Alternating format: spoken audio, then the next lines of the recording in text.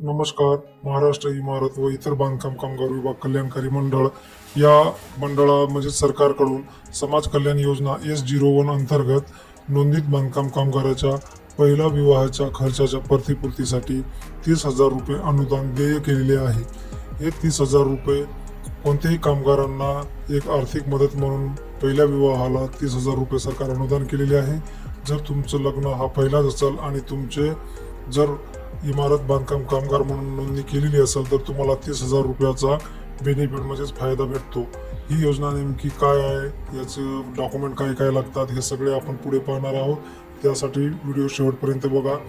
महाराष्ट्र इमारत व बांधकाम कामगार कल्याणकारी मंडळ या ऑफिशियल वेबसाईटवरून आपण ही माहिती तुम्हाला देत आहे.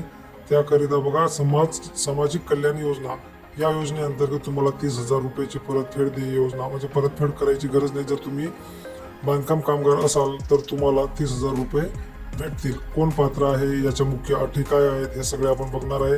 अटी म्हणजे सगळ्यात महत्त्वाचं म्हणजे तुमचं नोंदणीकृत कार्ड, तुम्ही नोंदणी केलेली असेल तरच तुम्हाला 30,000 रुपये भेटणार आहे.